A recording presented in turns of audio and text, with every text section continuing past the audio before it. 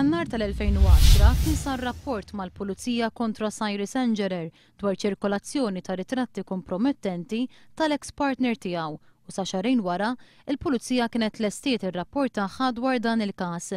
L-inkjesta qalet li l-Pulizija iżda ma writ l-ebda għaġla partikolari biex tikkomunika ma' Cyrus Engerer, tant li l-ewwel kuntatt miegħu dan biex sar 15-il xahar.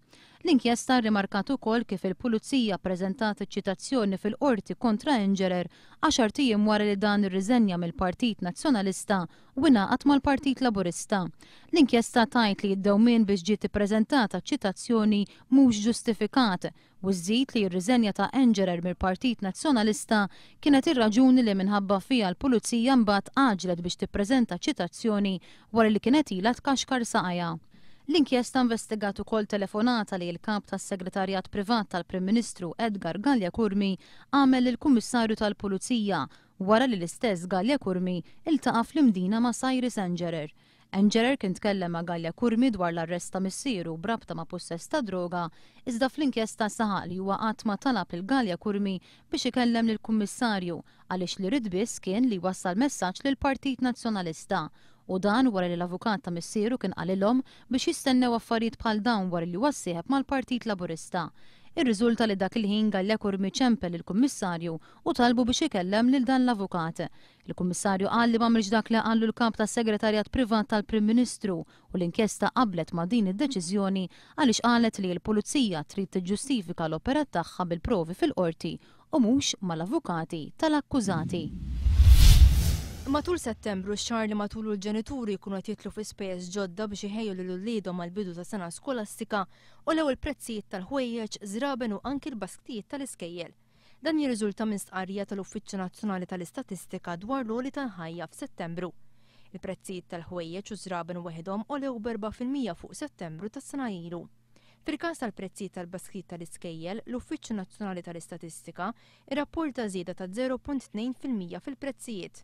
Intant fuq medda ta' sena l-prezzijiet tal-ikel żdiedu b'3%, il-prezzijiet tal-gass tad-dawl u l-ilma u tal-fuels żdiedu b'aktar minn 3%, l-ispejjeż fil-qasam tas-saħħa żdiedu bi kważi 2%, tat-trasport b'7%.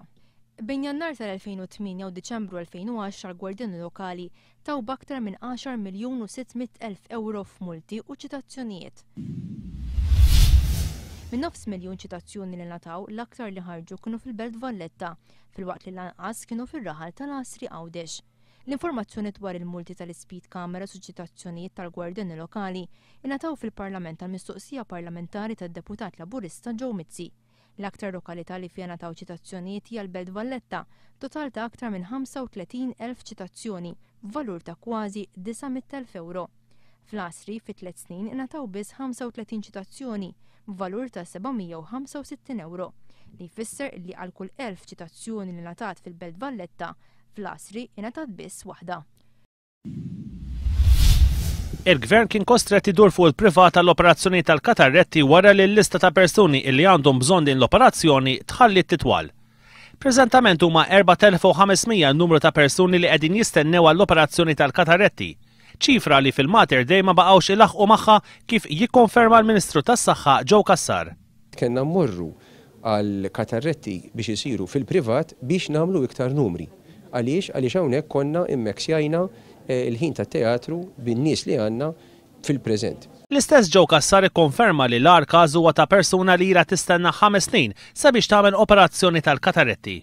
Għattili darba fi spazju ta' ftit ġimgħat Joe Cassar irrifjuta milli jgħid kemm tiġi tiswa operazzjoni ta' katarretti lill-Gvern fil-privat. Il-poplu Malti bħala operazzjonijiet in the long term, il-Gvern ma nefaqx iktar flus in the long term fuq dawn l-operazzjonijiet u għalhekk ġiet illi kważi qed nagħmluhom ġewwa l-isptar tagħna. Ġifieri l-istess prezz joqgħola jorħas mart. Jiena għadt li minix se nitkellem fuq prezzijiet. Fid-Dipartiment tal-Oftalmoloġija hemm biss 9 sodod. Waqt żjara f'dan id-dipartiment intqali lil pazjenti li jirrikorru għall-anesteżija lokali jdumu madwar 2 sentejn jistennew għall-operazzjoni tal-katarretti u dawk li jirrikorru għall-anesteżija ġenerali jdumu jistennew bejn 3 snin u 4 snin. Iċ-Chairman Thomas Fenech ikkonferma li l-85% tal-pazjenti jirrikorru għall-anesteżija lokali u għaldaqstant ma jkollhomx bżonn sodda. Kemm iċ-Chairman tad-Dipartiment kif ukoll il-Ministru Joe Cassar qalu li l-problema ta' stennija twila l-operazzjonijiet hija kawża ta' nuqqas ta' konsulenti. Il-Gvern qiegħed joħnoq il-vuċi ta' min għandu opinjoni differenti minn tiegħu billi juża mezzi differenti fost oħrajn l-istazzjon tax-Xandir Nazzjonali. L-opinjonista Lino Spiteri jirreferi għal kif ġab ruħu l-PBS jumejn ilu meta wieġeb lill-Partit Laburista li kien indirizza konferenza tal-aħbarijiet dwar ix-Xandir Nazzjonali f'pajjiżna. It-tweġiba ma kienx din jituża? It-tweġiba mhux din jituża. Mhux qiegħed tajt mhux veru, imma kif tajda. Imma skużita. Aħna kunna ngħidu qabel dawk it-tnejn jitkellmu u jiġiedu ishom aħba f'xalata. Nisek kien aħab ngħidu hemmhekk, ma mhux ngħidu anke aħab hemm din jitużi, isa aħba f'xalata.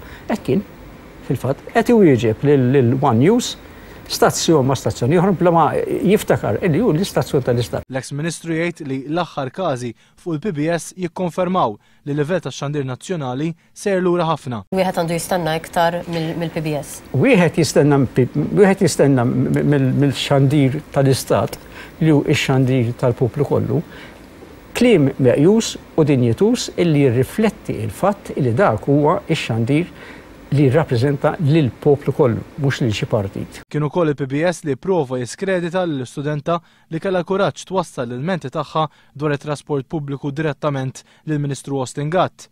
Lino Spiteri jgħid li kien ixxukjat meta uffiċjal tal-Mita, aġenzija li taqa' taħt Austin Gatt, talab li tfajla universitarja tagħti id-dettalji tagħha wara li ilmentat mal-Ministru tiegħu. Ir-reazzjoni immedjata tiegħu. Ir-reazzjoni immedjata tiegħu minkejja l-kultura tiegħu kienet il-tfajla li fetħat ħala. Tin ismek. Xokjatni ħafna iżjed mill-inċident. Trid kellu da jmur jistaqsija minni. U għalfejn irid ikun jaf minni. Sa sofri xi konsegwenzi xi darba jiena ngħid li le. Lino Spiteri qal il-Ministru Gatt seta talab li tfajla biex jiltaqgħu jitkellmu fuq il-problemi tat trasport pubbliku li huwa politikament responsabbli minnu. Minflok wieġeb biss no problem. Turija ta' nuqqas ta' kontabilità, sitwazzjoni li ġejja mill-Prim Ministru stess li jkompli jinsisti li l-Gvern tiegħu qed jagħmel kollox tajjeb u xejn ħażin.